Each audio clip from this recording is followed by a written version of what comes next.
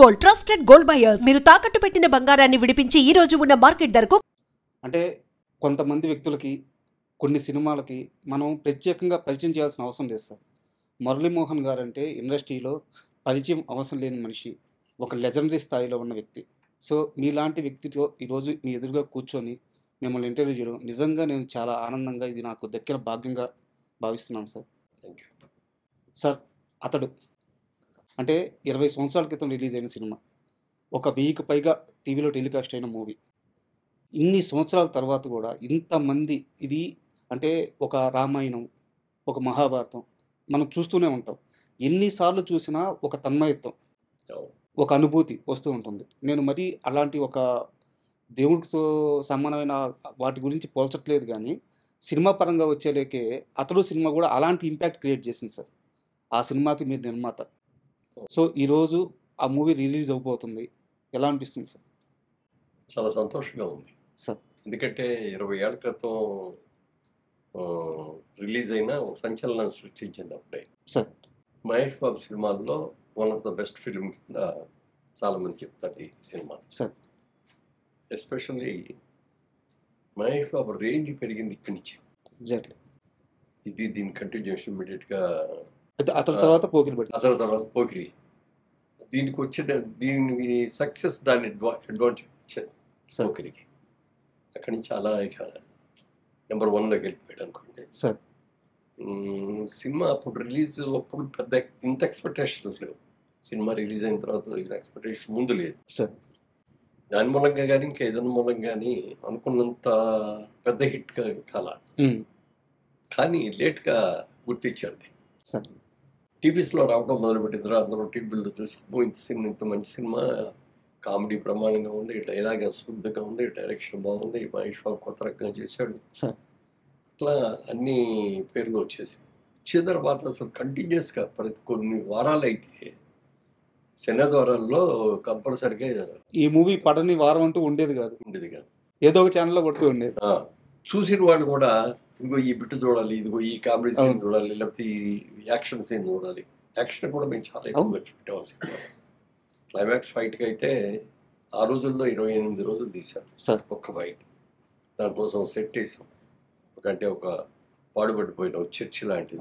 అప్పటికి 3D టెక్నాలజీతో ఆ ఫైట్ షూట్ చేయడం నాకు తెలిసి అదే ఫస్ట్ టైం సార్.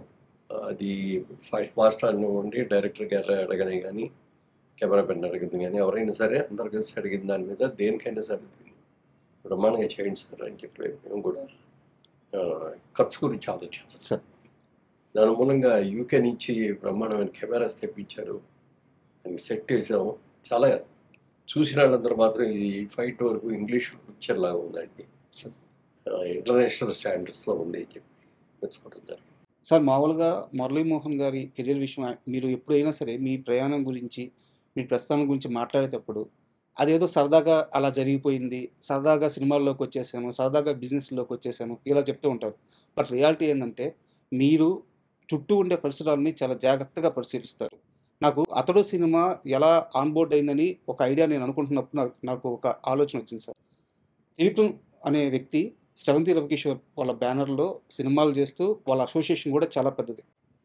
వాళ్ళు అంత బాగా ఉన్నప్పుడు ఎక్కడో ఉన్న త్రివిక్రమ్ తీసుకొచ్చి మొదటి సినిమా ఇద్దామని ఆలోచన చేశారంటే మీరు ఎంత అబ్జర్వ్ చేశారు త్రివిక్రమ్ గారిని అప్పుడు? అంటే అప్పుడు చాలా సినిమాలకి బ్యాక్గ్రౌండ్లో ఉండి వర్క్ చేసేవాడు ఆయన. సార్. సబ్జెక్ట్ సెలక్షన్ కానీ, సబ్జెక్ట్ వర్క్ చేయటం కానీ, లేకపోతే అతని సొంత సబ్జెక్ట్ అవ్వటం కానీ, ముఖ్యంగా స్క్రీన్ ప్లే, డైలాగ్స్ కంప్లీట్గా అతనే చేశాడు. ఆ సినిమాలన్నీ సక్సెస్ అని చూసిన తర్వాత రోజు నేను ఆ బ్రదర్ కిషోర్ గారు ఇద్దరం కలిసి కూర్చొని మనం నెక్స్ట్ పిక్చర్ త్రివిక్రమ్కి ఇస్తే ఎట్లా బాగుంటుంది, అతన్ని మనం డైరెక్ట్ కూడా చేయొచ్చు కదా, స్క్రీన్ ప్లే బాగుంటుంది, మాటలు బాగుంటున్నాయి, అన్ని రకాలుగా బాగుంది, మనం ఫస్ట్ టైం ఛాన్స్ మనం ఇద్దాము. అప్పటిదాకా అసోసియేషన్ అయితే లేదు మీకు త్రివిక్రమ్తో? ఎక్కడా కలవలేదు? ఎక్కడ కలవలేదు. కాబట్టి ఆ సినిమా రిలీజ్ అయినప్పుడు అక్కడ పరిచయం చేసిన తెలుసు తప్ప అంతకంటే పెద్ద క్లోజ్ పరిచయాలు లేవు. అనుకున్న తర్వాత ఒకరోజు పిలిచాం, మంచి సబ్జెక్ట్ ఉంటే చెప్పండి సార్, మీకే డైరెక్షన్ ఇస్తాం, ఫస్ట్ టైం డైరెక్షన్ మన దాంట్లో పెద్ద సినిమా తీస్తున్నాం అని చెప్పి. అంటే సార్ మీరు ఇచ్చినందుకు చాలాసార్లు సంతోషం అండి, కానీ ఆ, మన రవికిషోర్ గారికి మాట ఇచ్చాము. ఆ, దానికి మీరు ఒప్పుకునేటట్టే చేస్తాను, సెకండ్ పిక్చర్గా చేస్తానండి. అది ఎవరు హీరో అంటే పలానా హీరో అని. సరే అయితే ఎన్ని రోజుల్లో అయిపోతుంది అంటే నెలలో అయిపోతుందండి, నెల 15 రోజుల్లో షూటింగ్ కూడా అయిపోతుంది ఓకే. అని అన్నారు. అయితే మేము ఈ లోపల సబ్జెక్ట్ అది మీరు చెప్పేస్తే సబ్జెక్ట్ ఓకే చేసుకొని మిగిలిన క్యాస్టింగ్ అంతా సెలెక్ట్ చేసుకుందాం అని చెప్పి అంటే వెంటనే చెప్పారు. ఇక్కడే కూర్చొని ఎదురుకుంటే ఇలాగే కూర్చొని సార్ చెప్తే నెంబరు 3 hours చెప్పారండి ఆ కథ. సార్ నేను మా బ్రదరు ముగ్గురే, ఎవరికి చెప్పేసి లోపలికి ఎవరు రావద్దు, డిస్టర్బ్ చేయొద్దని ఫోన్లు కూడా స్విచ్ ఆఫ్ చేసుకొని కూర్చొని సినిమా మా కళ్ళ కట్టినట్టు చూపించారు సినిమా. ప్రతి షాట్ ఎలా ఉన్నది అనేది చూసిన తర్వాత అప్పుడు అనిపించింది డెఫినెట్గా డైరెక్టర్గా కూడా చాలా మంచి పేరు తీసుకుంటాడు. సార్ స్క్రీన్ ప్లే బ్రహ్మాండంగా ఉంది, డైలాగ్స్ చాలా బాగున్నాయి అని అనుకున్నాం. బాగుందండి సినిమా, సబ్జెక్ట్ చాలా బాగుంది. హీరో గారికి కూడా ఒకసారి చెప్పాను, హీరో గారు చెప్పగానే ఆయన వెంటనే ఓకే చేశారు. ఆయన చేసిన తర్వాత నేనే అంతా అయిన తర్వాత సినిమా అయితే అద్భుతంగా ఉందండి. కానీ కొంచెం hero character beginning negative character లాగా ఉంది. నాకు ఒక్కటే ఒక పాజిటివ్ చేయడానికి వీలు ఉంటాను అయినా అన్నాడు. మా బ్రదర్ కిషోర్ కూడా వాళ్ళ ఇంటర్నేషనల్ సినిమాల్లో కూడా హీరో క్యారెక్టర్ నెగిటివ్ నుంచి స్టార్ట్ చేసి పాజిటివ్కి తీసుకెళ్ళటం, అప్పుడు అది ట్రెండ్ స్టార్ట్ అవుతుంది అని చెప్పేటప్పటికి నేను కూడా కన్విన్స్ అయ్యాను. సరేనండి, నెగిటివ్ అంటే మరీ నెగిటివ్గా ఏం లేదు, క్యారెక్టర్ అలా ఉంది కదా అని చెప్పింది. దాని మీద చేశారు, పర్ఫెక్ట్గా స్క్రిప్ట్ కూడా రాశారు. రాసిన తర్వాత మేము ఒకటే చెప్పాం, మేము తీసి నేను 24 సినిమాలు తీసామండి.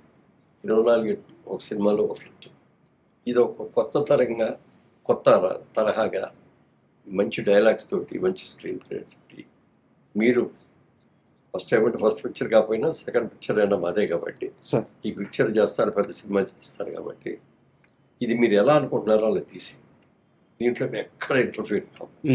బడ్జెట్ విషయంలో కానీ, టేకింగ్ విషయంలో కానీ మీకు ఏం కావాలంటే తీసుకునేది ఓపెన్గా ఆఫర్ ఇచ్చాం. దాన్ని ఆయన సద్వినియోగం చేసుకొని చాలా బాగా చేశారు సార్. అంటే కథ విషయం మీరు ప్రస్తావించారు కాబట్టి నాకు ఒక డౌట్ సార్. మీరు కృష్ణ గారితో చాలా క్లోజ్ అసోసియేషన్ ఉంది, మీకు క్లాస్మేట్స్ కూడా. మీరు అంటే కృష్ణ గారి అన్ని సినిమాలు చూసుంటారు మీరు, లేదా తెలిసి ఉంటుంది కూడా మీకు. రౌడీ అన్నయ్య అని చెప్పి కృష్ణ గారితో ఒక సినిమా ఉంది సార్, తమ్మారెడ్డి భరద్వాజ్ గారు డైరెక్టర్. ఆ సినిమా కథ మన అతడు సినిమా కథకి చాలా దగ్గరగా ఉంటుంది అనిపిస్తుంది. మీరు ఆ రౌడీ అన్నయ్య సినిమా చూశారు సార్? దాంట్లో రౌడీ అన్నయ్యలో కృష్ణ గారు లాయర్. తను హ్యాండిల్ చేసిన ఒక కేసు వల్ల ఒక కుటుంబానికి అన్యాయం జరగద్ది. అది తెలుసుకొని నిర్మలమ్మ ఇక్కడ ఉంటారనమాట. నిర్మలమ్మ ఇంటికి వచ్చి ఆ కుటుంబం మొత్తానికి న్యాయం చేస్తారనమాట. ఆ ఊర్లో ఆ కుటుంబానికి ఏం సమస్యలు ఉన్నాయో అవన్నీ సాల్వ్ చేసి, నిర్మలమ్మ గారి మనవడు కాకపోయినా సరే, నువ్వు మనవడు కాకపోతే ఏమి నాకు అంత మంచి చేసావు అని చెప్పేసి క్లైమాక్స్ సీన్స్. సేమ్ మన అతడిలో కూడా తన వల్ల ఆ కుటుంబానికి నష్టం జరగదు కాబట్టి ఇంగ్లీష్ పిక్చర్స్ సార్ వాళ్ళు ఒక దగ్గర ట్రీట్ చేసుకుంటారు, ఈయన ఒక దగ్గర ట్రీట్ చేస్తుంటారు సార్. బట్ థ్రెడ్ మాత్రం ఒక ఇంగ్లీష్ పిక్చర్ నావెల్లో ఏదో దాన్ని బేస్ చేసుకొని చేస్తారు.